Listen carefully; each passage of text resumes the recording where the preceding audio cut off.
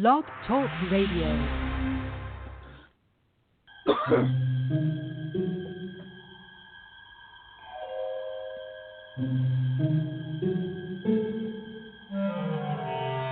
Archangels, ghosts, and Bigfoot, oh my. It's just another night for Supernatural Girls. Real stories, real answers to life's biggest supernatural mysteries. And now, for another exciting interview with paranormal experts from this world and others. Here's your host, paranormal researcher Patricia Baker, on the one, the only, Supernatural Girls.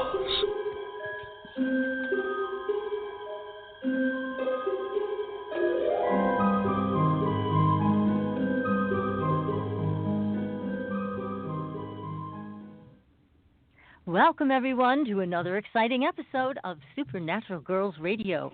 I'm your host, Patricia Baker. I am here with my co-host, Patricia Kirkman. PK, how are you tonight?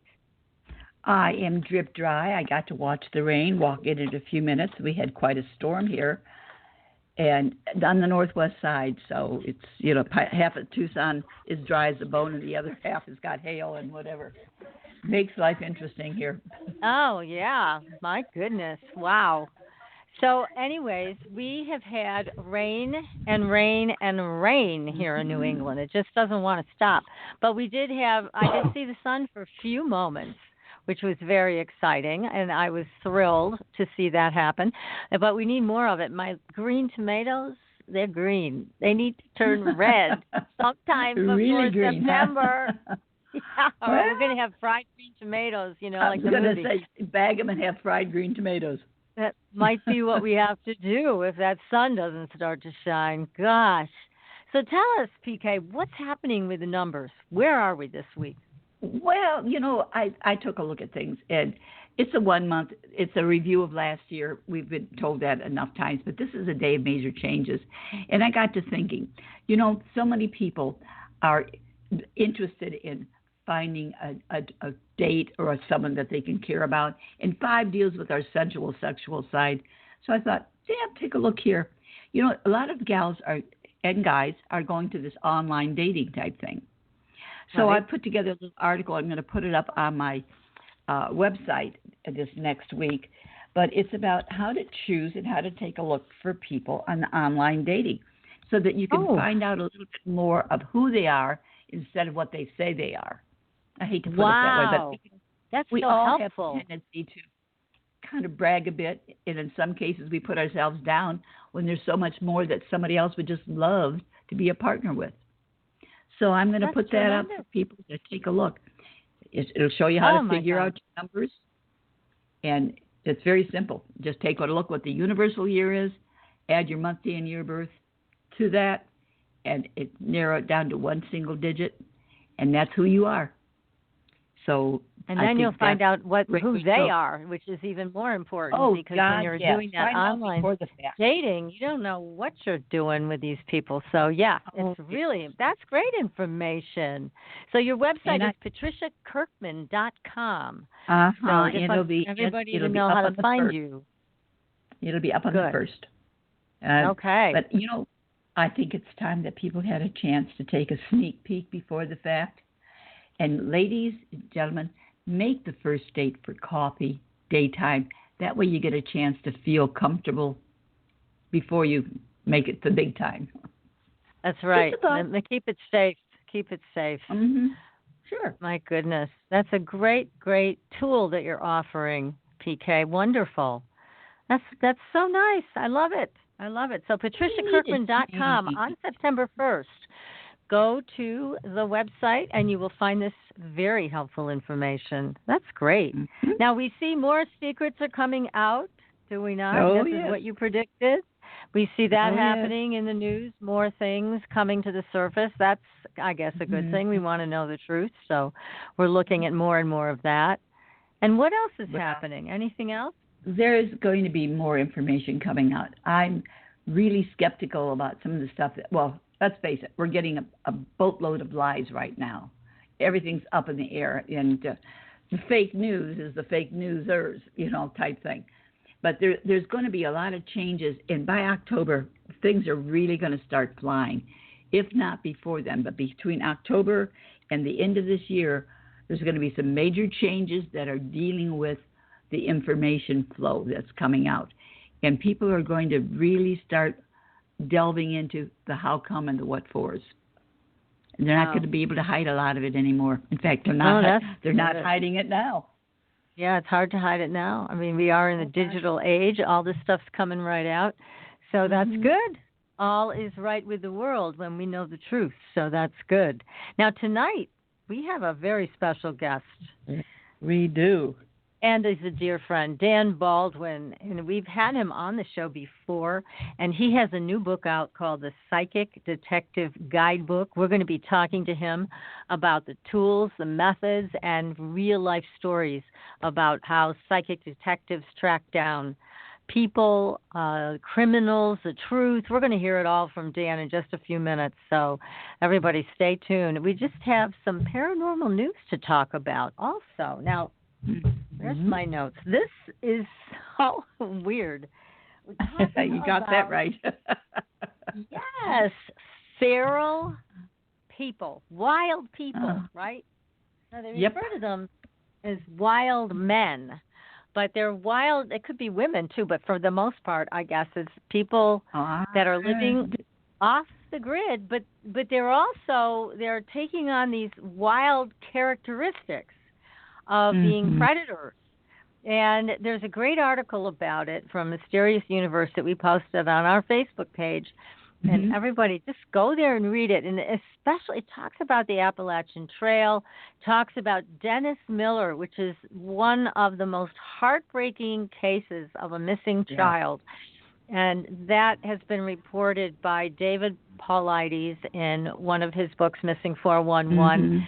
And that is so upsetting, that case, because this child went missing, and another family claims that they saw something like either a wild man or a Bigfoot, some big hulking creature with a child over its shoulder walking up on a cliff. And they reported that to the police, and the police didn't really follow up on any of it. But one of the forest rangers did come forward and say that there were wild men known in that area, and they were pretty ferocious. They had even attacked one of the rangers in the past. But Dennis, unfortunately, was never found, and that's extremely tragic. And I know that's a story that it is true. It happened. And again, there are a lot of people that do go missing. Thanks to David Paulides' research, we've been able to follow all of this. They go missing in the national parks, and very little is brought to light about what has happened to them. So, great series of books, David Paulides' books. But it is a very troubling issue. This continues to happen in our national parks and elsewhere. We need all the help we can get to try to find these people and find out what in the world's going on. There's been reports of wild men, Bigfoot, Tragons, which are like the evil form of the Bigfoot, and extraterrestrials, reptilians. I mean, there's all kinds of stories out there. And we all know that David Paulides stays away from speculating what could be doing this, but his reports are very well documented. He's a former police detective himself. So it's well worth keeping up with these stories. And if you're a hiker and you go to these areas, you need to follow his advice on what to take with you so that you don't become one of the missing. So anyways, also, you're doing your dating information for September 1, and after September 1, I'm going to be offering soul realignment sessions, which are really fun, really cool, helps get you back on your path. So if anybody's interested in that, just shoot me an email. You can find both PK's email and mine on Supernatural Girls' website, and that's supernaturalgirls.com, and that's with a Z, not an S, a Z. And follow us on Facebook. Don't forget also to mention, my dear heart, the fact of the dream episodes. Yes. Too many We've been people, doing more and they more talk dream about groups. it. They need to be aware it's there, too. Oh, yes, because it is an important piece of work. Don't ignore your dreams. Your dreams are really important for your own personal power and for your own healing feel free to contact me with any questions about your dreams or starting your own dream group in your area. I'm happy to help. So very powerful times for all of us for self-empowerment. And that's what this is all about. When you come to this show, we want to help you with that. We want to bring you the latest and greatest information. And that's what we have tonight. We got the greatest. We have Dan Baldwin. Now, Dan is an expert, and he's also an author of I can't even count all the paranormal books he has written. And he's worked with the police on cases here in the U.S. So he's joining us tonight. He's going to tell us all about methods and tools and procedures, how to work with the authorities, how to find these missing people, how to solve crime, how not to get arrested when you tell the police you know something about a case. Yes, exactly. So anyway, Dan is an award-winning author, and he is here with us tonight. So we're going to bring him on the show. Dan, welcome to the show. Glad to be here. Oh, we're excited to have you with. Very definitely. Your book is now going to become one of my new Bibles. Oh, bless you. Seriously, it's I hope it does some good. Oh, I'm sure it will. I'm sure it will. It feels good, Dan. It's got that real good feel good to it. Well, I wrote it to be as informative as possible in as few words as possible. I just really wanted to get the information out there without a lot of fluff. So I think it's a good read. It is. It is an excellent read. Patricia knows that I'm kind of legs sometimes. That's right. If PK says it's a good read, it is, because she doesn't like to read much. So this is a great book. So, my secret's out now. Thanks, lady. Dan, you were saying that you did not get into this whole world of the paranormal until about 20 years ago, but you've worked extensively on a lot of missing person cases yourself. So what was it that turned your head in the direction of psychic detecting? Well, it really came out of nowhere, literally out of left field. As a writer, sometimes I get real tense, just writing all day. So I would take a walk in the afternoon, in the late evenings, around my neighborhood, go down to the park, and just basically dump the mental trash from the day is what I would be doing. And one day, I swear to God, I heard a voice that said, "Find missing children." And I'm not a clairaudient. I don't hear voices, So I looked around. There was no car driving by. There was no window open. There was no TV set playing out. And I said, well, that's interesting. And I didn't think too much about it. But, in my evening sojourns, that thought would not go away. It just was something that was embedded in the back of my head, just, find missing children. So at that point, I decided, well, obviously for some reason I am supposed to be doing this. And I had to evaluate the situation. I'm not a cop. I'm not a trained investigator. I have absolutely no background whatsoever except in writing. So I said, how can I find missing kids? And just another flash, we'll try this psychic approach. And at that point, I went out and started. Dan, you're breaking up a little bit. You may need to move to an area where you're having a better signal, because we just lost you for a few seconds there. How about right now? That's Sounds better. Good. Am I? Mm-hmm. Okay. Well, I'm standing up on one leg holding a light bulb, so that's all right. Good. Can we get pictures? You just have to do that for 90 more minutes, okay? So anyway, I was at one of these bookstores, and I was trying the tarot cards and things like that, and I saw a lady operating the pendulum, and it just hit me, I can do that. That looks like something I can do. So I went over and introduced myself, and she got me started with the pendulum, and I really took to it, and I'm a self-taught pendulum dowser. So you've been using that to as your tool. I mentioned I am a pendulum doofus. I just can't. It just doesn't work for me. But I can't envision you being a doofus. You're trying too hard. I'm trying too hard. That could be. It may just also not be my tool, because it's not the only tool, but it is your tool. That's something that works extremely well for you. Now, do you have a specific pendulum that you use? I have probably 10 or 12 pendulums that I use, and there's no one is favored over the other. Okay. Yeah, basically, when I'm about to do a session, I just pick up the one that says, "Hey, use me, Dan, use me," and go with that. Yeah, but like I say in the book, there's no magic in the pendulum itself. It's just a tool, so it doesn't really matter. Right. Now, you've worked on your own, you've worked in groups, and you've worked with Rhonda and Dwight on doing dowsing and figuring out what happened in the Wild West. We've had Rhonda and Dwight on the show recently. And so you've got your hands in a lot of different things with psychic detecting. But you've seen a lot of things firsthand. You have interviewed a lot of psychic detectives. So let's talk about some of the tools and some of the other methods. So some people use pendulums like you, and I know, PK, you're good at it too. But what other tools do people use when they're looking for missing children and missing people in general? Well, when I'm working with other people, it depends on what their specific skill is, but I've worked with everybody using everything that is possibly available. The tarot cards, dreaming, crystal gazing, dreaming, mediumship, you name it. That's what works for different people. And there's not one that's better. There's not one that's better than the other. It just matters.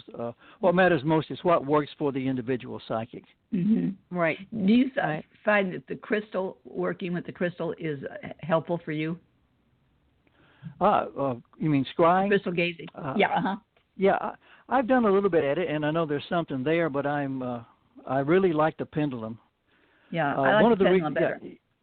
Yeah, one of the reasons I like the pendulum is that the fact that there's no room for interpretation. Your answers have to be either yes or no. There's no room for interpretation whatsoever, and that appeals to my mind. It makes it a real slow process, but you get again, there's no interpretation involved, and that's what I'm most comfortable with. Let me point out also that I'm the first to say that I am not 100% right 100% of the time either. I think anybody who claims to be that accurate is lying or deluded. No, they're called God. But I will say, in my defense, when I'm cooking, I'm right on.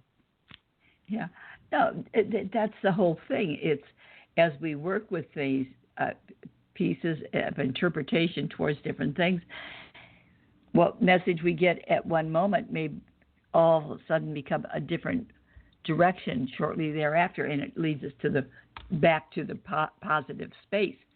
But when we're looking at some of these things, it gets a little scary for people like myself that's a novice and always learning to make it different. And so when I'm reading your book, I was just enthralled with all the different ways that you have come about to work with these things and how to bring it to people's attention. That's why I said this is going to become my Bible. I am flattered and honored. Thank you very much. I hope the book takes off. I'm sure it will, because there's a lot of people interested in this. Now, tell us a little bit about some of the cases that you've been involved with, some of the success stories. I know sometimes you find people, they're no longer living, but you're still finding them. So tell us some of these experiences that you've had, either on your own or with other people. Yeah, the downside of what I do in psychic detecting is that we're always the last ones to be called into a situation, which means it's usually a cold case. It's like, that's too bad. Yeah. It's like the cops say, well, we've tried this, we've tried that, we've tried this over there. We may as well give the psychics a try. So by the time we get called into the case, 48 hours has passed, or a week has passed, or sometimes decades have passed. So it's successful cases are hard to come by simply because of the time that we've been brought into.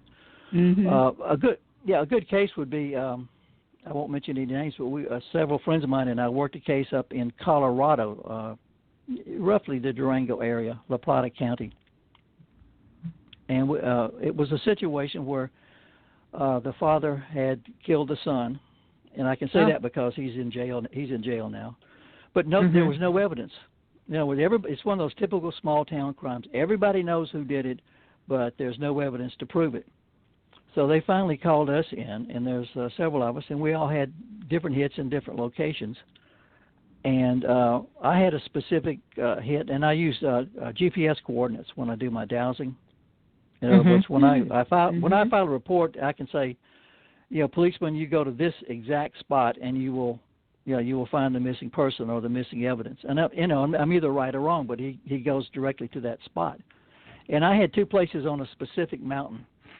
And in talking to the police later on, I learned that they believed that one of the locations, there's a little clearing in the woods, is where the actual murder took place or the transfer of the body took place. And at the other place, I think it was within like 300 feet of my GPS point, they found finger bones and I think a leg bone or something like that. That was later on determined through DNA to be that of the child, the missing child. Terrible. So in that case, there was nothing we could do to save the kid because he was long gone. But at least the guys and gals involved in that were able to bring some closure and eventually help bring about the arrest of the guilty person. Which was his own father. Isn't that horrible? My God. I think I know the case that you're discussing right now, but, people need closure. It does help to know where the body is and to have the bones identified. As horrible as that sounds, I mean, of course, it would have been better to find the kid alive, but that wasn't possible. Yeah. Well, I can tell you, I've gone out not only what do I do the pendulum readings, I have also gone out with search and rescue crews, to try to find the missing person. And one of the toughest things is coming back from a search and looking in the eyes of the family member and just going, didn't find him. And just to see their faces fall. I mean, that's worse than coming back and saying, well, we found what's left of him. At least they have closure with that. Exactly. Right. Exactly. Yes. Oh, that's terrible. I know. It's terrible to live with. Yes. I mean, just watching recently the Molly Tibbet case, which was so horrifying. And again, they were lucky they found something soon, but it's still, again, what a horrifying thing for that family to go through with that illegal immigrant killing her the way he did so ruthlessly. It's also, I think, a good lesson for people, male or female, who might be out jogging or hiking on their own. And if they feel threatened, don't wait to call the police. I mean, that's apparently the story that's coming out, is that she felt threatened, and then she threatened him with, I'm the perpetrator, with, I'm going to call the police if you don't stop. So she obviously felt threatened enough to think about it. But then she didn't do it, and he got her. So it's unfortunate. Jog with your cell phone and jog with your cell phone and a can of mace. There you go. Mace doesn't weigh anything. That's and great being advice. Safe. If you feel that you should do it, this business of everybody thinks, well, I don't want to make a fool of myself if I call and this isn't really it. What are they going to think?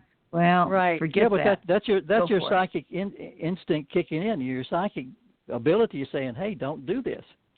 Right. Something's seriously wrong. Yeah, or your psychic ability is saying, punch 911 now. Exactly. Right. That's exactly what they should do when they get that gut feel. Yeah, but then your conscious mind gets involved. Oh, they'll think I'm silly. Or this, try to be logical, huh? Yeah, well, they might think you're silly, but guess what? You'll still be alive. So that's what everybody needs to learn from any of these cases where people have been murdered like that. It's horrible. I feel terrible for the family. Trust your instincts. Yeah, trust your instincts. Always trust your instincts. Isn't it amazing how many of us don't? It's scary you how get that many gut feel and you talk yourself out of it. Yeah. Yep. Yeah, that's that conscious mind, Yeah, the monkey mind. Don't listen to the monkey mind. Listen to your gut. Jeez. So right. Tell us another story, Dan, about a case that you worked on. These are fascinating events that you've had in your life. Tell us another one. Well, a real good case that shows the value of teamwork happened up here.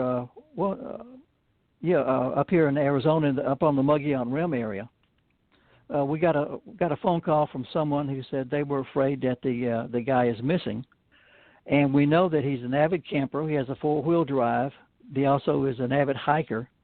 But we think he's somewhere in Arizona or New Mexico or Colorado or Utah. Can you guys help find him?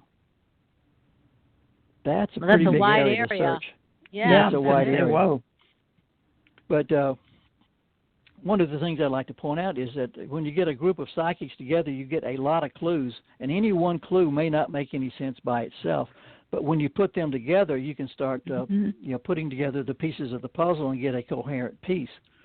For example, in this case, I'll get to my part last, but we had one person who said, I just get the number 360. I don't know what that means, but I get 360.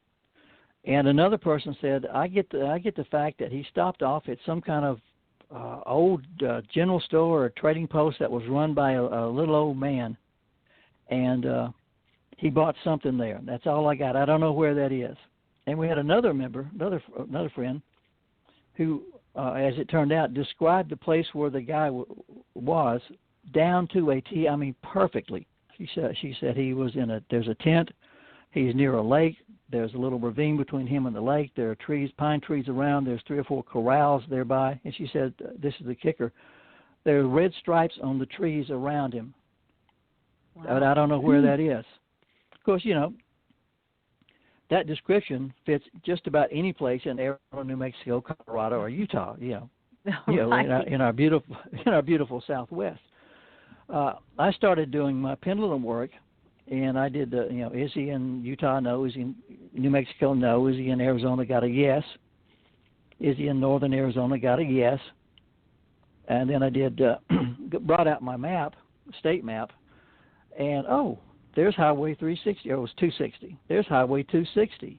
That number pops up. I said, is he north of 260? And I got a yes. So at that point, I brought out my topological maps, and I just started going through the topo.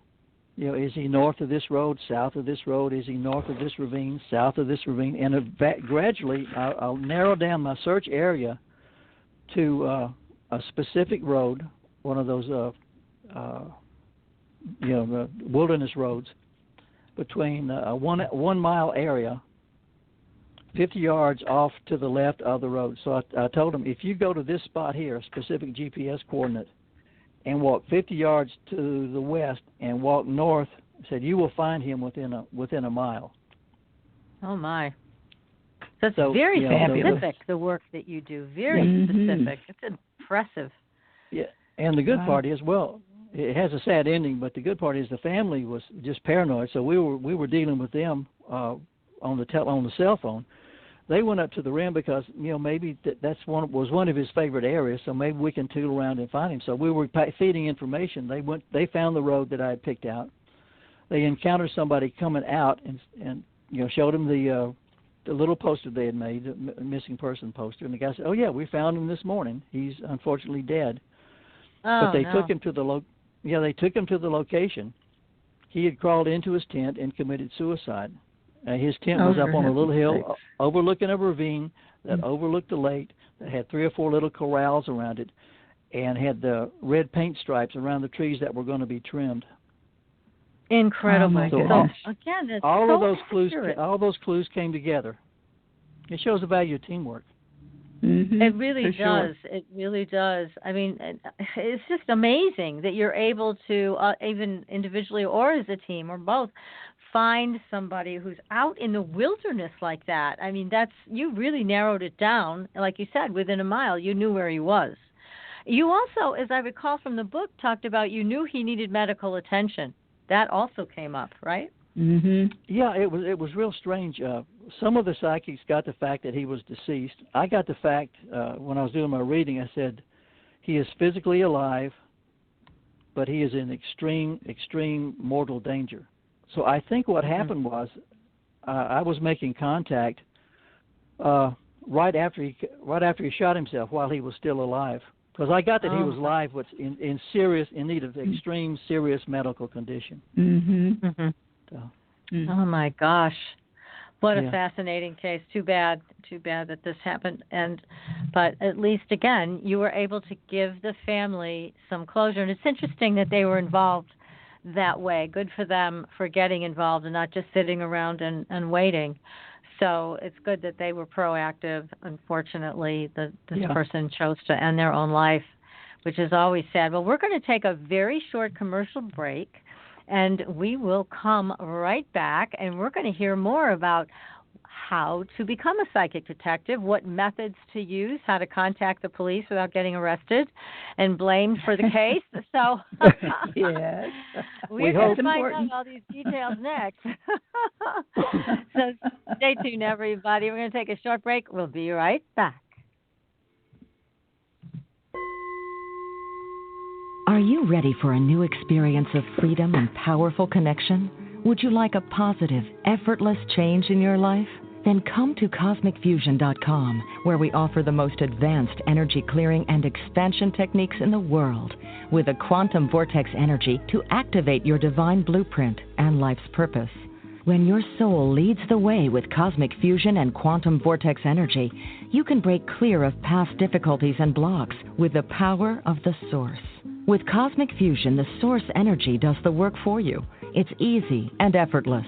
Listen to our free meditation right from our Cosmic Fusion website, the Cosmic Code Meditation. Sign up for one of our interactive webinars today. Come to Cosmic Fusion, www.KOSMICfusion.com, to experience an effortless awakening and transformation. Are you ready for an upgrade? Are you ready for a new experience of living in the fifth dimensional magic and powerful connection? Then visit CosmicFusion.com today. CosmicFusion.com.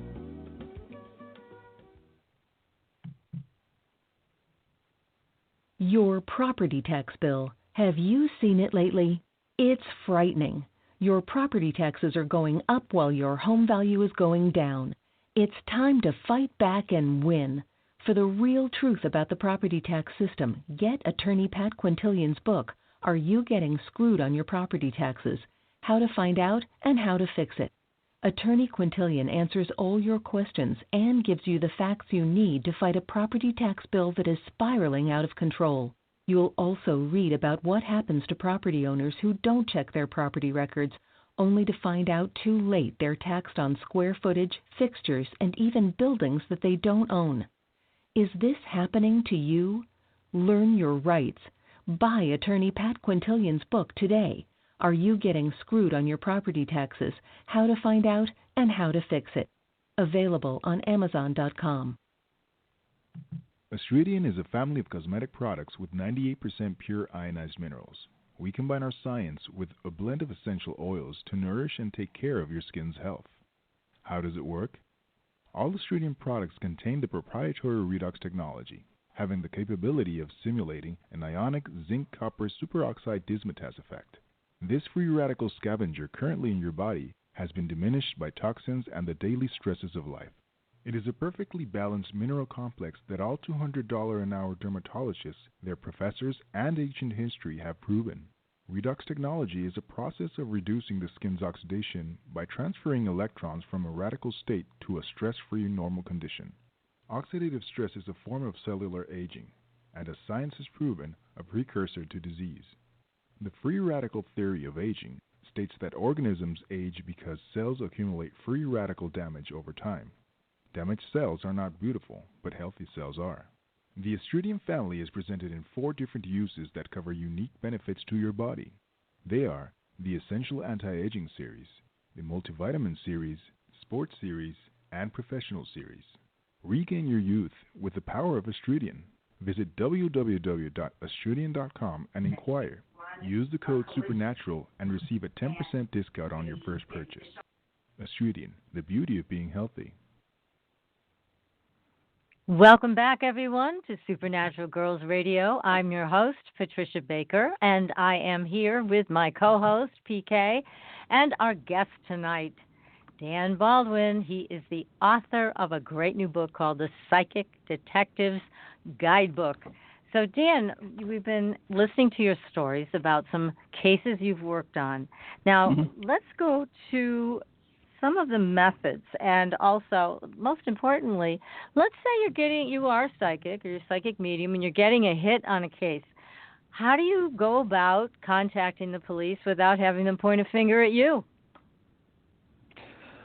You have to be straightforward and honest, and either call, preferably go down and report yourself. First time I did it, I filled out my own little report form and walked into the police station and asked for the detective in charge of the case. I said, "My name is Dan Baldwin. I have some information. I obtained it through psychic means. Would you allow me to present that?" The officer said, "Of course." He took me back to his office. He was professional, thoroughly polite. He recorded the interview with me. Turned off the recorder, and as he escorted me out, he said, "The biggest case I had last year was solved by a psychic." No kidding. So yeah, he was thoroughly professional, thoroughly polite. That's great. He may have been skeptical, but it did not show. And fortunately, somebody working the case got back to me later, and they said the detective said to tell Dan he connected some major dots. I have no idea what those dots are, but it was gratifying to hear that, because you normally you don't get recognition. Yeah, because you don't get feedback from them either, and that's the part that's frustrating, because it's hard to tell just how on target you are when you're having to do it totally in the dark. Yeah, you can solve a case and not know about it until you read about it maybe a year or two later when you're scanning the internet. It's just the way it works. Yeah, that's so one it's of the not things. about. It's not about if the you're in ego. this for ego, forget about it, because you're not going to get the attaboy. It's not going to work. Well, you can imagine, the detective going in front of the judge. Well, how do you know the man is guilty? Mm-hmm. Well, the psychic I talked to the murdered woman last night. Okay. All right. All right. Also, some police and some detectives are not, amenable to this. They're just not. They think it's a bunch of hooey, and they don't want to get involved in this. And there are some, like the gentleman that you met, that was professional and was willing to listen. So not all of them are going to be that nice, right? Yeah, my experience has been most of them, I would say probably 95%, if even the skeptics are still remain a professional attitude, especially if you're providing good information. I worked with a couple of detectives up in Yavapai County, and both of them said, "Look, neither one of us believe in this psychic stuff. We think that's crazy." He said, "But your information, and you as me and my cohorts, your information is so accurate and so on target, and you have information that only we have, that we're going to work with you on this deal," even though they were skeptical. One way to handle that is something I was making a presentation back in Louisiana a couple of weeks ago, and there was a good cop in the audience, and he said, "I don't appreciate what you're doing, appreciate what you're saying, but I don't believe in psychic ability." And I said, "Well, with all respect, do you believe in cop instinct?" "Well, of course." Jacques.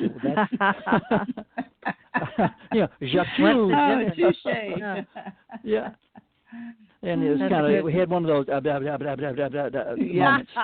But if you put it in terms that they understand and that they deal with every day, they're more willing to, even if they don't believe in the psychic world, they're more. You have a basis of understanding. You can communicate with each other. So what are the methods that someone should use? So you've given a great example of how to approach the police about a specific case that you might have some psychic hits on. So what about the other methodology? What do you recommend? Okay. Well, I use a form, and I've reprinted the form in the book. So if somebody wants to go to the cop, they can look at my form and adapt it. But basically, it has a name, address, phone number, and all that. It has a case that I'm working. List of how the information was determined. Information determined through psychic detecting, and then I write out a summary of my investigation. I don't list all the yes and no answers and questions. I summarize everything, and then I submit that to the police. That way, they've got a hard document that they can look at. That's it's in a legible form and an easy to understand form, and it looks professional. That's great. So I would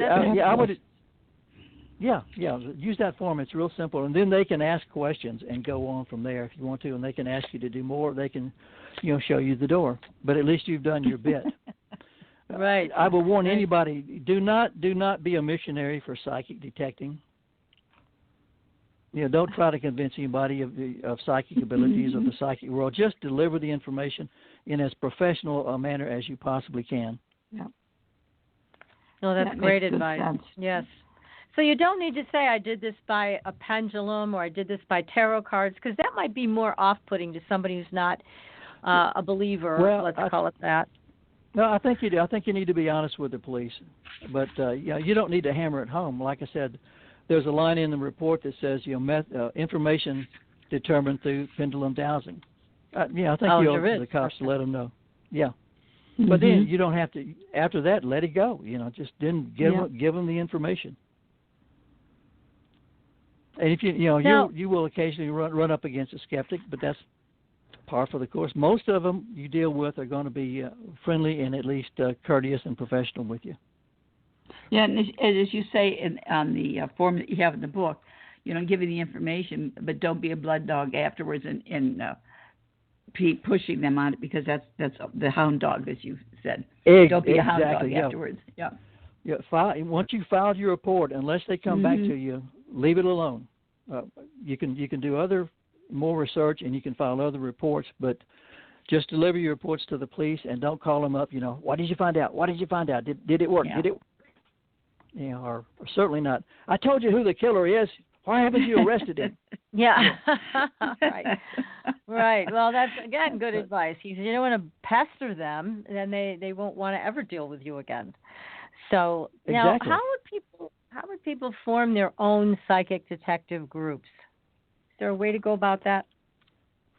You would do it as you would form any other organization. I would be very careful about who you work with. Make sure everybody is of the same mind. In other words, you want people who are there to help other people. You don't want people there to get reward money. You don't want them there for personal public relations. Make that real clear up front. This is a group effort. We're not going to highlight any specific psychic, and we're not going to go after reward money. That will weed out a lot of the lazy psychics right away. Yeah. And then, and then vet everybody. Make sure they're doing good work as it goes along. Right. Now, you've been in some large groups, right? Yeah. You've worked with some large groups of psychics all around the country, and then some smaller groups. And is there any benefit to having a larger group versus a smaller group? No, because even in a larger group, you're only going to have a certain amount of people who will work a case at any given time. Because some people are going to be on vacation, or some people are not going to feel like pull to that particular case, or for any other reason. So you're even in a large group, you're going to end up working with a smaller number of people. What counts is the quality of the people you're working with, more than anything else, and that they're all focused on doing the right thing, which is to solve the case or find the missing person. Right. Yeah. Now, what about, have you found people alive? I know that you're the last people they usually call, unfortunately, so precious time has been lost. But are there cases where you've been called in sooner and you've been able to find the person alive? Yeah, we've had a couple of those where it has worked out. Where the person we found was actually alive. In fact, one of the cases in the book was the Jessie Dugard case. That's in the book. She was missing for, I think, 18 years, if I remember correctly. Yeah. But she was considered. She was kidnapped and kept basically in a home prison for 18 years. Had been given up for being deceased, and several of us got involved in that case, and some of us said she's still alive. She knows who she is, and she's at such and such a place, and such and such a description of an area. And the case was broken, within a year of the psychics being involved with it. Can we take full credit for that? I don't know, but I do know that she was missing for 18 years. After the psychics got involved, she was found. So our information definitely helped. It sure did. That's wonderful. Mm-hmm. What an exciting thing to have happen. I mean, to actually find somebody alive after all that time. So somebody was keeping her hostage. Oh, how horrible! But she was found and released. That's great. I'm really hoping, Dan, that with your book and giving such great advice to people who are interested in doing this, that the police will maybe consider calling teams like yours first, rather than just waiting until they have nowhere else to go and too much time has passed. Yeah, one of the goals of the book is to try to get the police authorities to at least consider, I'll be very careful about that, not all psychics, because there are just a tremendous number of flakes out there, but vetted psychics. Unfortunately. Psychics with, we have to live with that. But work with vetted psychics, and that's psychics who have proved themselves. Mm-hmm. Consider us first responders. If somebody goes missing, give us a call. You would take, I tell a cop, you would take an anonymous phone call and act on it. At least give us that much courtesy. Oh, I That's like that. wise. And I Very like, wise. Yes, and also that you are the psychic first responders. I mean, why not include you guys and gals in this? Why not have you right up front and be able to hopefully make a difference and save somebody's life? It's just, traditional police work can be very plodding. I mean, they have to rely on witnesses or video cameras or something else to really point them in the right direction. Meanwhile, your team can give them specific information. You're talking about giving GPS coordinates. So why not contact you and say, here are the coordinates that I came up with, and send somebody out to look in that area? It makes so much sense to do it that way. Well, yeah, and in a situation like that, if the psychic is wrong, right off the bat, because you've gone to the location. If they're right, maybe you'll save a life. That's very right. true. You'll arrive very there true. in time. Yes. But a good psychic or a good team of psychics will come up with GPS coordinates and accurate descriptions and hard clues. It won't be, well, the person is missing. There's a tree in the background and a mountain, and there's a stream somewhere, and I hear traffic, so there must be a road. That's just too vague. That covers pretty much most of the country. It describes any place. But if you can say, well, go to the corner of Main and First and look on the second floor, and back in the closet, you're going to find the little girl. Bam. Yes, exactly. Exactly. I mean, there was a very well-known case, and you're probably familiar with it, Dan, and it was made into a television special on paranormal witness, and the name of it was Through the Eyes of a Killer. And this woman, who was amazing, I can't think of her name right now, but she was an amazing psychic. She came up with a lot of information about this serial killer who was stalking women. And she did get to work with 2 police detectives. One of them was a believer, one was not. He was a skeptic. But she actually took them to the scene of the crime, and they gave them such incredible descriptions, but she also had to relive it. So she went through the emotions that this woman, the first victim, went through, which I would imagine is very tough stuff. Now, do you work with psychics who go through it like that? I have several of my friends who have worked cases who have actually backed away from doing it because it is so traumatic. They just can't emotionally handle it. Can you imagine if you go into your trance or however you do it, and all of a sudden you're being murdered, maybe horribly murdered. You're experiencing, you're experiencing every cut or every blow or every bullet hole that person is experiencing, just like you were right there, and that's hard to take. So a lot of people, have to back out just as a matter of self-preservation. Well, yes, of course, some we've can heard handle that. it. Yeah, I mean that's my heart goes out to those people. Feel. Yeah, mine too. And this woman in Paranormal Witness, Through the Eyes of a Killer, I highly recommend that people watch that particular episode, because it was incredible the way she relived every killing, but she narrowed it down to this one person, and she could see only part of his name. and she kept trying to get the whole name. She did get the description of the car right, all of those kinds of things, and then they thought they had it, but the DA would not allow them to go after this particular person because the case had involved a psychic. So what she did was the next step, which she got all of her group together of other psychic mediums, and they did a prayer group to stop this man because he had already identified who his next victim was going to be. And so he was stalking her, and they couldn't stop him. So the police couldn't stop him. So the women came together in their prayer group, and they prayed that he would feel what his victims had felt, and he would stop. And she said she just felt this energy lift. And the next day, the police, the two detectives showed up at her door, and they said, "Where were you last night?" She was like, "Well, I was here at home with the kids." They said, "You were?" And she's like, "Yes."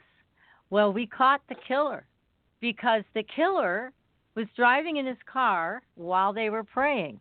He called 911 because he felt some woman stab him in the back in his car." And he described the psychic.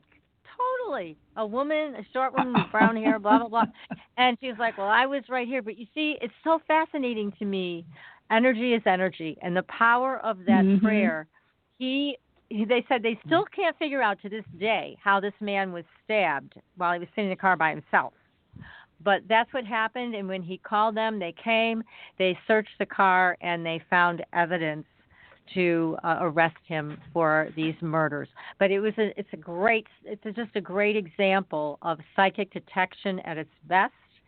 And of course, there were all kinds of potholes along the way where she was getting cooperation at first from the detectives, and then the DA's office shut them all down. But they still prevailed. So it's just a wonderful episode, again, through the eyes of a killer on Paranormal Witness. Highly recommend it. So, again, just let me toss in 2 cents here. Psychic information is not admissible in court, obviously. Right. But the psychics working with the police, if and when they work with you, you can provide information that will lead them to information that they can discover that is admissible. In other words, you can't go to the judge and say, "The psychic told me that the murder weapon was in the closet." But the psychic can tell the police, "We're getting readings that the murder weapon is in the closet." The police can therefore legally obtain a search warrant for the house for any number of reasons. They can use your information, go to the closet. They can find the murder weapon. Now you have led information that is admissible in court. Yes, you can get them to the hard evidence that they would not be able to find any other way. Yeah. Right. Exactly. So that's one of our primary benefits. Yeah. That's great. Wonderful. Now, have you solved any crimes this way? Can you tell us any stories that your group has actually achieved that? Solving crimes? Well, again, I think we were very, very responsible for a lot of the results in that. The murderer is now in jail. He's going to live in jail the rest of his life. You're talking about the father who killed the son? Yeah, exactly. Yeah. Yeah, well, thank God he's in jail. That's where he belongs. Yeah. So, but I would imagine it gives you a really good feeling that justice was served. Unfortunately, the child was killed, but that the murderer is now serving time the rest of his life in prison. So it is a good feeling. But like you're saying, you can't let your ego take over in this. No, because basically you have to accept the fact that you're serving a higher good. And I think once if you drop that attitude, I think your effectiveness will drop at the same rate. At least I know it would with me. That's why people ask me, why don't you douse the lottery? Well, that's not how I'm supposed to use my gift. And people always ask that because if you do numbers or whatever it is that you do, why can't you win a fortune? And the only thing I keep telling them the same thing. It's not for personal gain. It's for personal growth and to help others. If you try to make money out of it, you're going to go broke. It's not what it's about. Not going to work. it's not going to work. I know it wouldn't work for me, so I've never even tried it just on the lark, you know. But I'm it's amazed a gift that you can. It's a gift, and I'm amazed. supposed to use it in certain areas, and that's what I'm going to do with it. Mm-hmm. Exactly. But I am really impressed, Dan, with your ability. How in the world do you find the GPS coordinates? I mean, that is so amazing. It's so specific. Well, it's really it's simple, really. I use Google Earth. It was like in the case I mentioned earlier. Yeah, I determined that the guy was in Arizona, and got my state map out and it located the area. Then I got my topos out, and reduced the size of the box I was researching, and I got it down to that little road area I told you. 1 mile Mm-hmm. stretch, 50 yards off the road. Then I can get on Google Earth and find that spot, and Google Earth will provide you with the GPS coordinates. Ooh. So I can say, go to 234537 to 234548, and walk a straight line, and you will find him. Wow. Excellent. Yeah, it really it's a great tool for finding missing persons. Yeah. Isn't it amazing when you think of the things that have come about these last years, the tools that we have available to us now that no one would have ever thought about before? Oh no, Google Earth. Who would have thought? We're in a wonderful position to, a wonderful place to help other people with this type of stuff in very specific, hard ways. Now, here's a question from one of our listeners. Yeah. She'd like to know if you've ever helped people find lost pets. I generally don't get involved in that, but yeah, I've done it a couple of times. So you just Fifi's apply down the same exact principles? technique. Fifi is down at the park. Run down there, look under the slides. Get Fifi off the slide. Take her home. Yeah, Fifi's scared of the big cats, so you better hurry. Right. But right. the techniques are, you can find your lost car keys, or you can find Fifi the wonder dog, or find the missing person. It's the same technique. So it doesn't matter. So that's wonderful. Now you mentioned that some of your psychics are find people through dreams. That's good news. I like to hear that. Yeah, my friend Chris Robinson over from England. He is a dreamer, and that's how he does it. He's worked for 20, 30 years. He's cataloged his dreams. He knows he has psychic dreams. So every time he dreams, he will write down, like I dreamed of a car, and he'll determine what that car means. So he's developed this whole library of images. So when he dreams about certain images, he knows exactly what that means.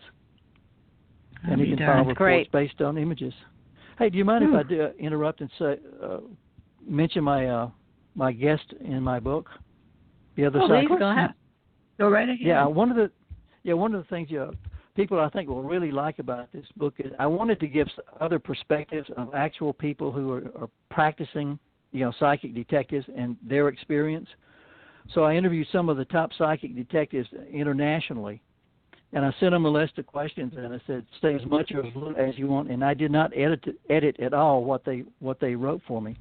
But in the book you'll find brief interviews with Dwayne Brock, Tammy Carpenter, Jeanette Healy, Rhonda Hull, Patricia Mona, Glenda E. Newton, Chris Robinson, and Renata Massot. And each one of you're crossing a whole gamut of psychic abilities with that group. I mean, everything. That's wonderful. They were very, very open to participating in the book, very happy, and I'm delighted with the information. So you get the real world experience from people who are doing this, in England, France, Canada, and the United States. And they have some great advice in their interviews that they did with you for people who are aspiring to do what they're doing. So it's a great book. Again, it's the Psychic Detective Guidebook by Dan Baldwin. It is an excellent guidebook. So we're going to take another very short commercial break, and we're going to come back. If you have a question for Dan, you can give us a call, or you can text us at 563-999-3539. That number again is 563-999-3539. 888-866-3839. So stay tuned, everybody. We'll be right back. Astridian is a family of cosmetic products with 98% pure ionized minerals. We combine our science with a blend of essential oils to nourish and take care of your skin's health. How does it work? All Astridian products contain the proprietary redox technology, having the capability of simulating an ionic zinc-copper superoxide dismutase effect. This free radical scavenger currently in your body has been diminished by toxins and the daily stresses of life. It is a perfectly balanced mineral complex that all $200 an hour dermatologists, their professors, and ancient history have proven. Redox technology is a process of reducing the skin's oxidation by transferring electrons from a radical state to a stress-free normal condition. Oxidative stress is a form of cellular aging, and as science has proven, a precursor to disease. The free radical theory of aging states that organisms age because cells accumulate free radical damage over time. Damaged cells are not beautiful, but healthy cells are. The Astridian family is presented in 4 different uses that cover unique benefits to your body. They are the Essential Anti-Aging Series, the Multivitamin Series, Sports Series, and Professional Series. Regain your youth with the power of Astridian. Visit www.astridian.com and inquire. Use the code SUPERNATURAL and receive a 10% discount on your first purchase. Astridian, the beauty of being healthy. Are you ready for a new experience of freedom and powerful connection? Would you like a positive, effortless change in your life? Then come to CosmicFusion.com, where we offer the most advanced energy clearing and expansion techniques in the world, with a quantum vortex energy to activate your divine blueprint and life's purpose.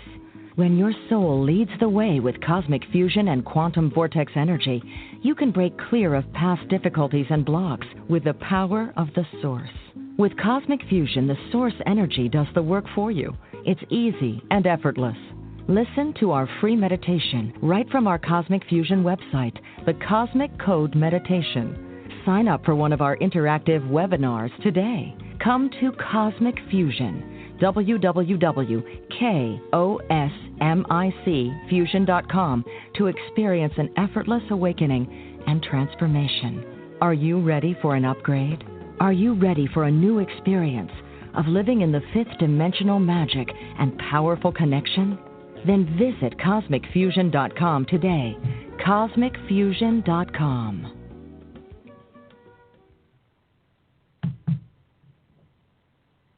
Your property tax bill. Have you seen it lately? It's frightening. Your property taxes are going up while your home value is going down. It's time to fight back and win. For the real truth about the property tax system, get attorney Pat Quintilian's book, Are You Getting Screwed on Your Property Taxes?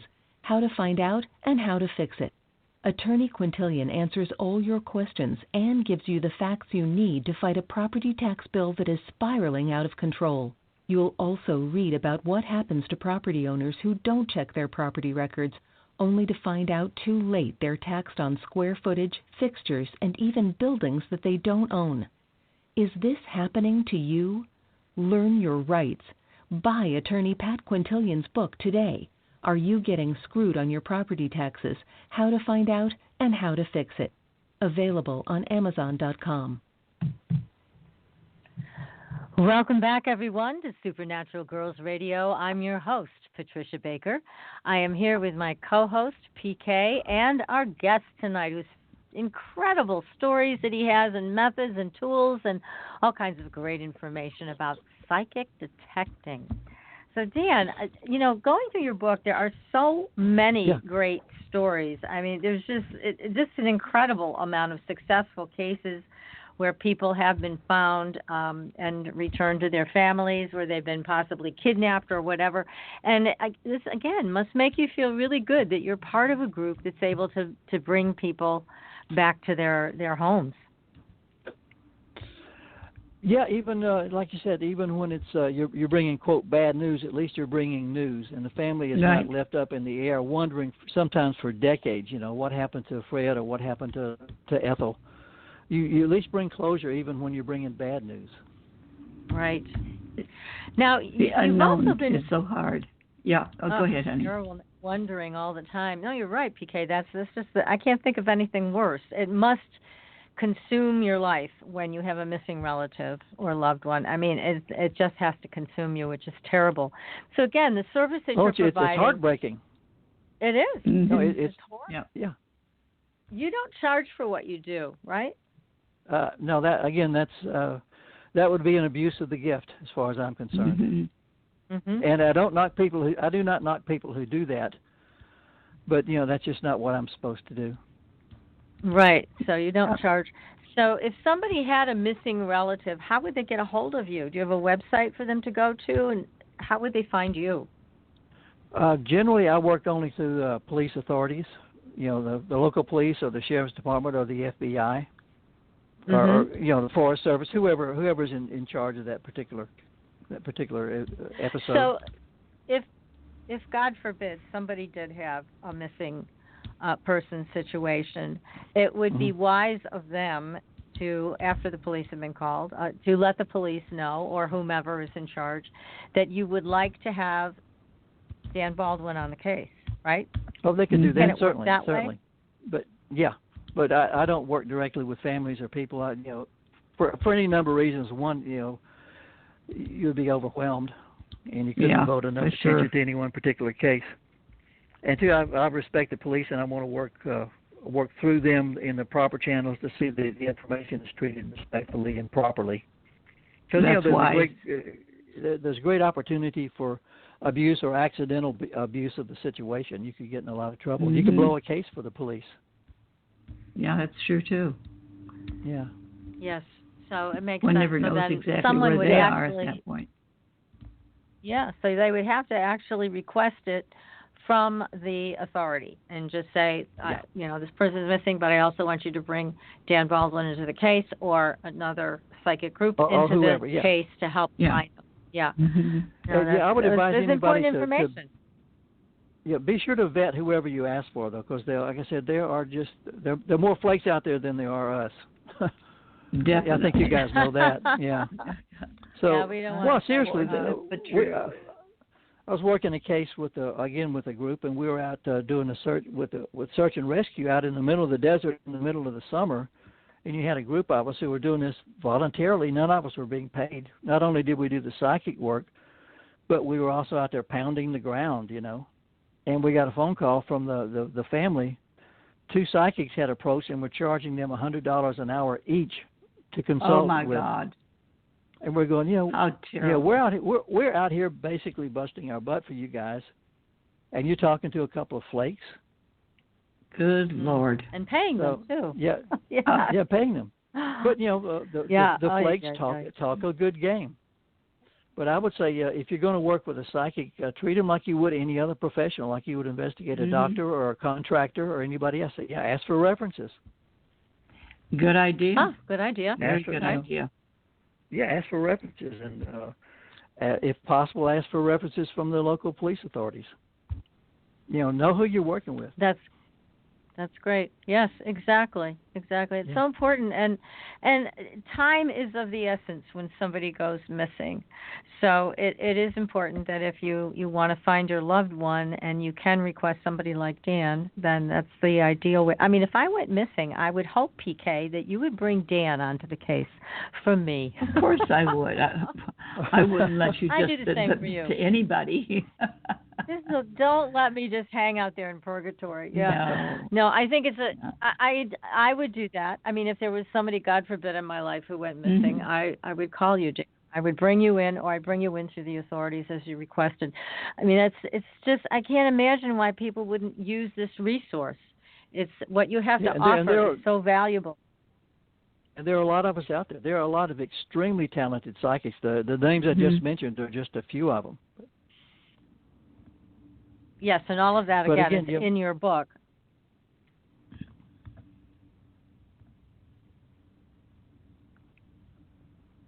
One of the things that surprised me is, yes, we're here.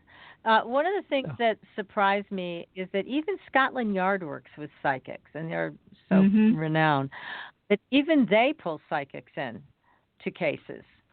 You would be surprised at who actually works with. Yeah, you'd be surprised at who works with psychics, although they will, for me, maybe obvious reasons, will not admit it. But yeah, there's a lot more psychic work, legitimate psychic work, serious psychic work going on than people realize. Well, when we think about it, it's been done with the military for years and the governments. Yeah, They've remote been doing viewing it for years. Mm-hmm. And again, the police I've talked to, like I said, 95% of the time they are at least willing to treat you with respect and to accept your information. Mm-hmm. You know, you may walk out the room and they may throw it in the round file, but I don't think so. But I don't think so either. I have found that they're far more open. Let me put it this: 101, they're very, very, very open. If you get in front of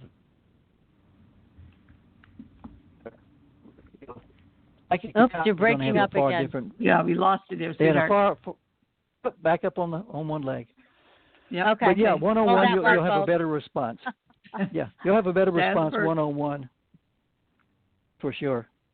Mm-hmm. Yeah, that's so important for people to know that there's something more they can do. They can reach out via the authorities to someone like you for more help. To get this rolling, I think right away is so important. I mean, that's why they say, the first 48 hours are the most critical? 48, they still say that? Mm-hmm. Yeah, absolutely. Often not even, often 24. 24, yeah. Well, that makes sense. Yeah, seriously, you're talking hours, not days. Yeah. Yeah. Definitely. Yes, that's right. That's right. Because oh my gosh, and things are so crazy today. I mean, people need to move fast if somebody's missing. Now, isn't there in some states, I believe there is some type of a regulation or law that says that somebody has to be missing for a certain period of time before you can even file a missing persons report? Yeah, and that varies state by state. And some of the psychic groups are trying to work on changing that. Mm-hmm. Because the time frame is so short. But yeah, I can understand the thinking behind that, but I disagree with it. But I can understand the thinking behind it because they deal with a lot of runaways and husbands and wives split up, and one of them marches off angrily and just says, "Well, I'm not going to call back for a week. I'm going to hold my breath until I turn blue." That sort of thing. You can't. Yeah, right. You can't blame them. And because they don't want to waste resources on things like that. Right. But at the same time, it's the people that really do need the Precious help. Time. The clock is ticking. Yeah. So that's not Precious a good thing. Mm-hmm. Exactly. Now, Dan, you're also involved in sourcing information psychically about the Old West. Tell us a little bit about your work. Now, we've had Rhonda and Dwight on the show, but I know you were involved in all of that psychic research about the past. Tell us about that. How did you get involved with that? Yeah, that's my good buddies Dwight and Rhonda Hull. Our first book is called Speaking with Spirits of the Old Southwest. And I plug here, our new book, which will be out later on, is called Conversations with Spirits of the Old Southwest. And Dwight and Rhonda are the ones that actually got me involved in this. Rhonda and I worked on a number of missing person cases together, and we became friends, over the internet and over the telephone.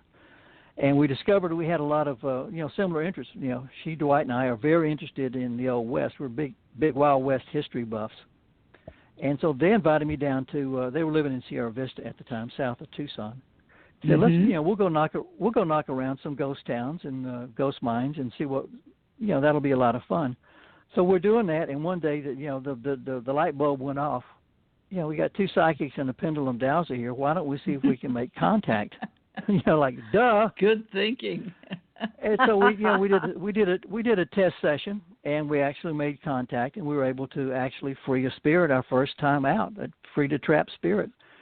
And we said, wow, we are onto something. So we started investigating not only the site, but trying to make contact with the people who lived at that site back in the day. And then, a year later, the light bulb went off again. Duh. Why don't we write a book about what we're doing? Yeah, exactly. So, we go, and our thing is one of the best resources for researching history is to talk to the people who actually lived there at the time. And we have been able to do that.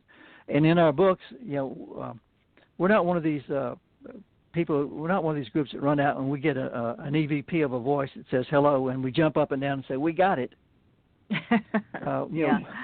And pack up and go home. We sit down and say, well, hello, who is this? Can you talk to us?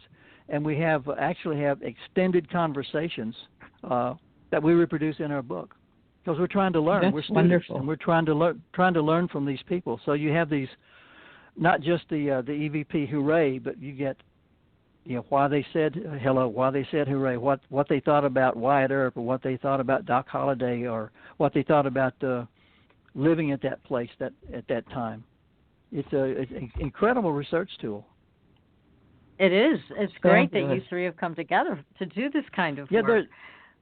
There's some kind of synergy that gets together with the two intuitives and the dowser that seems to bring out successful results. We've had phenomenal success. Now, what is marvelous. What is one of the most favorite examples you can give us of a connection with a spirit that's passed? Maybe a name, somebody we would recognize, like Doc Holliday or Wyatt Earp, somebody like that. Have you spoken to them? We have made a connection with Maddie Earp, Celia Ann Blaylock. That is Wyatt Earp's common-law wife. We have made contact with her several times. And what did she have to say? Yeah. Well, we are learning a lot from Maddie. She's taking us on a real educational trip. We've spoken with her several times. A real sad person died a tragic life, alcohol and laudanum overdose.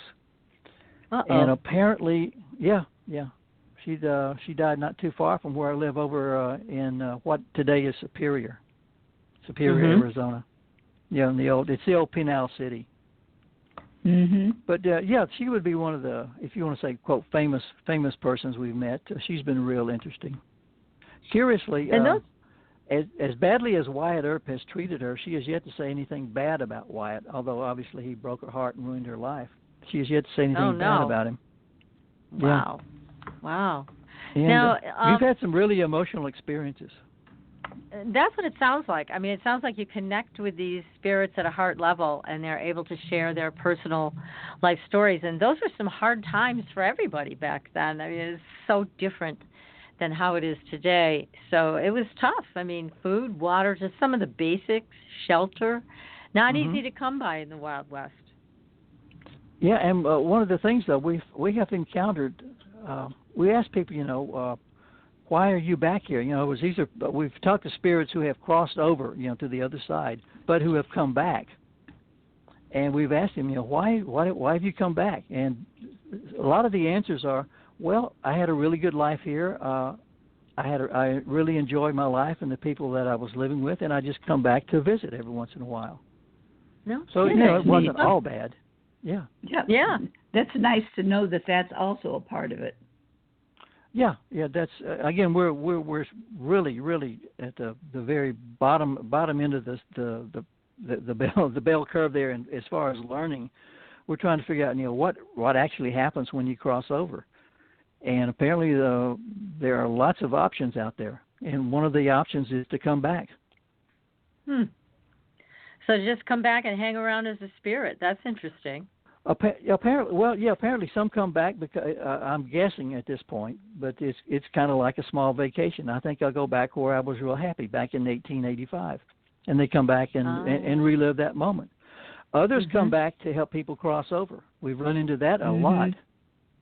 And we've run into people of all ages. We've run into a little girl who I would guess probably 9 or 10. And what she does is she comes over here and helps people cross over.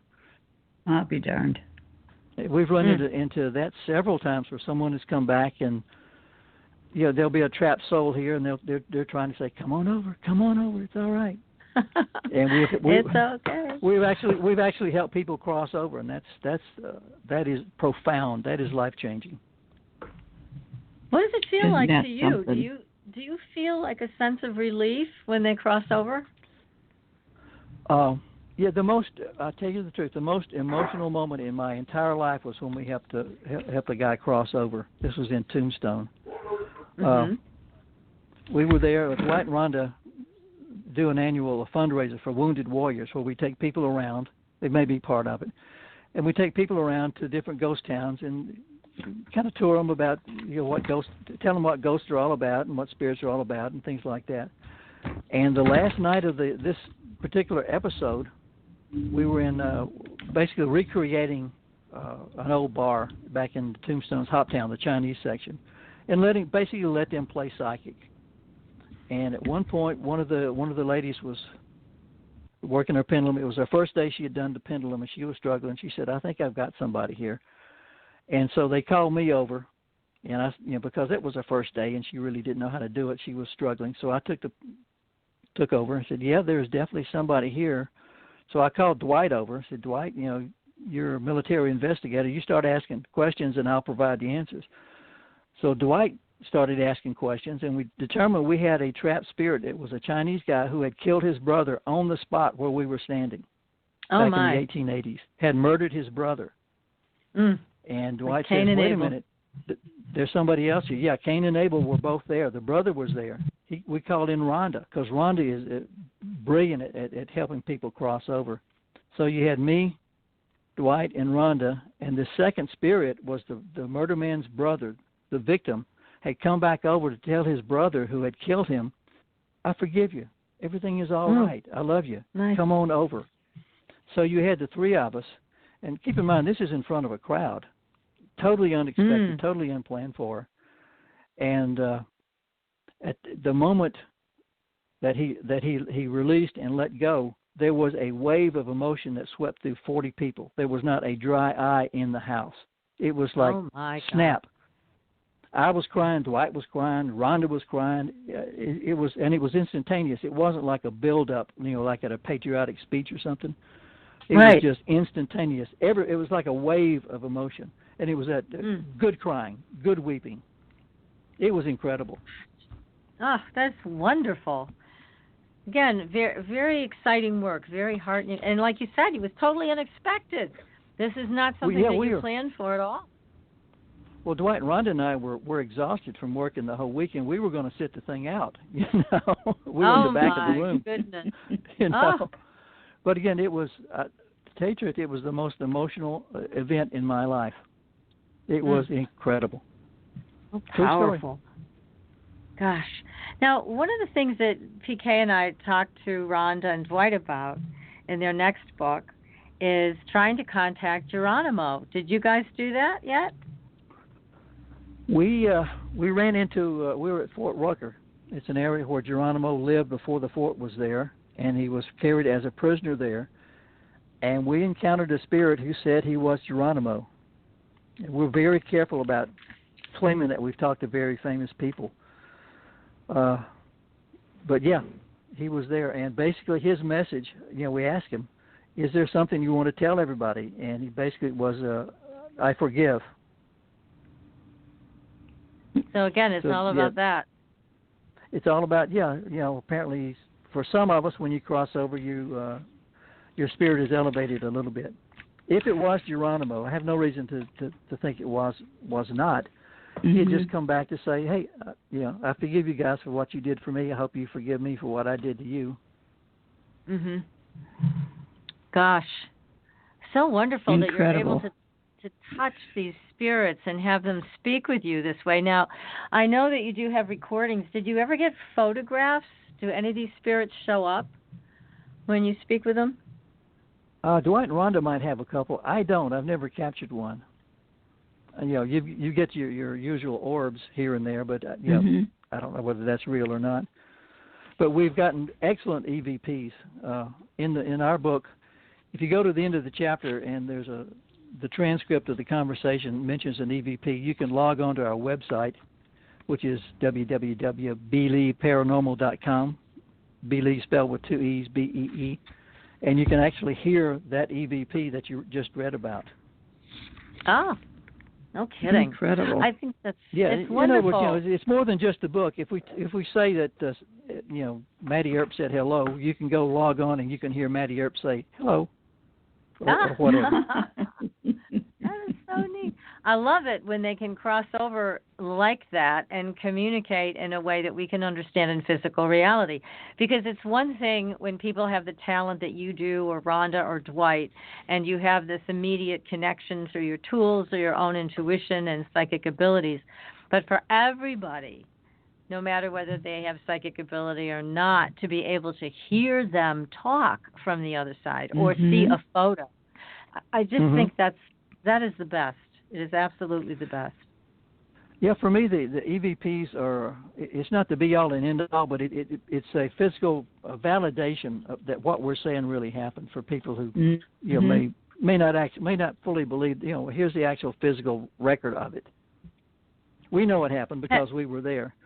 Right. Now, have you guys ever used a ghost box? We've seen a few of them out there. Have you ever used that? We use a handheld recorder, inexpensive handheld recorder, and the pendulum, and that seems to be working pretty well for us. That's it. I think that the more techno you get, the less you depend on your own psychic ability, and eventually you end up depending more on you depend more on the machine than you do on your own intuition, and I think that just takes you further and further from your goal. So we keep it simple. Yeah, that's great. So you have more of an actual personal connection with the spirits that you're talking to, rather than waiting for them to land. Yeah, we don't collect EVPs. We want to talk to people. We want to learn. Right. Is there anything surprising that you've learned from spirit thus far? What is the most surprising thing that you've learned?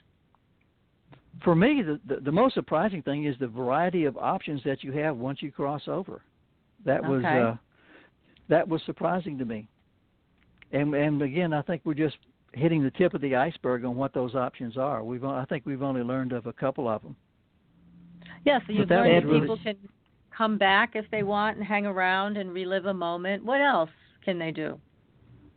Well, again, I think a lot of them come back for. Well, a good example, we made a contact with a Marine who he got married in 1939 over. South of Florence in Arizona, had a big, beautiful wedding, a cowboy wedding. But it had the fiddles out and had the jug passing around. They were playing guitars and they were dancing and singing. They had a great old time. It was the happiest day of his life. World War II comes along. He signs up. He's a Marine. He gets killed over in the Pacific.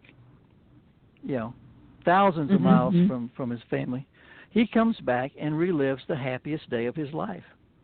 He comes back with the woman. He's with the woman he loves. He's with his family and friends. They're dancing and singing and having a great time. So he comes back again to the happiest day in his life.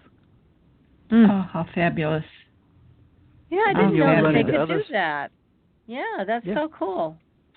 We have run into that several times. We've asked him, why are you here? Well, I enjoy it here.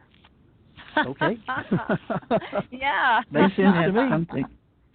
Yeah, but we always think of the negative side of it instead of the positive. Yeah, we have never had a negative experience, not one. That's great. We've never encountered any never been told. Spirit. Never heard that. Demon. Get out. Yeah, none of that. Well, when you start now, and I know you talk about this in your book, is you pray also for some level of protection, right, and keeping the energy high. Right. So that helps. I do whenever I do a psychic reading, like looking for a missing person, I've got my little, I don't want to say ritual, but I've got my little steps that I take, and that's outlined in the book, the detective book, the steps that I go through. And one of those is psychic protection. And that's really basic. Yeah, I was going to say, that's necessary, don't you think? I think so, because, again, depending on how you were brought up, you'll have different labels, but I think we all recognize there are negative forces out there. Oh, yeah. And I think good work attracts negative forces because they want to mess up the good work. So you have to protect yourself, and there's a simple step that I do that to set up that protection. Yeah, that's very important. Again, it is so important, and it's something we wanted to bring out in the interview today, that anybody who takes this on really needs to have that prayer. And again, all of that is in your book, which is called The Psychic Detective Guidebook. It's available on Amazon.com. And again, if you want to work with someone like Dan, now Dan, how can they contact you? What if they wanted to become a part of your group? Can they do that? Well, people can contact me at my email address, baldco@msn.com. Okay. And can you spell that out? Yeah, B as in boy, BALD as in dog, CO, baldco@msn.com. Okay. So if you want to contact Dan, that's how you reach him. And next week, everybody, we'll be back with another show. We're actually going to be bringing a psychic medium on that has crossed over to the other side. She's going to tell us her experiences. So in the meantime, everybody, thanks for listening, and we will see you on the Blue Highway. Thanks, Dan. Good night, everybody. Thank you. Good night. Thanks for listening. Tune in next week for another radio adventure with Supernatural Girls.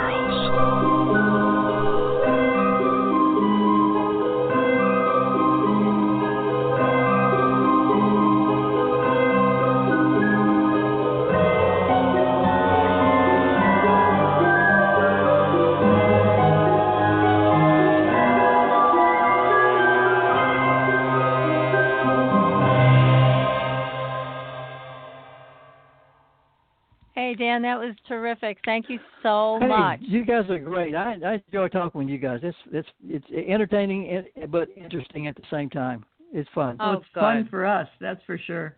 Yes, and I'm glad you enjoyed it. And you can come back anytime you want. Just let us know if you've got more stories to share or any books that you're working on. Just let us know, and we'll be happy to book you back on the show. Love to. Yeah, look forward to it. Something cooking. Yeah, I know you do. I'll make sure that you have PK's phone number so you guys can get together for lunch. And I'll be very jealous when I'm not there. That'll teach you for living out east. I know. We'll go to El Charro or someplace. Okay, sounds good. One right up the street. Take good care. Thank y'all. Good night. Thank you, Dan. Take care. Good night. Thank you. Thanks, PK.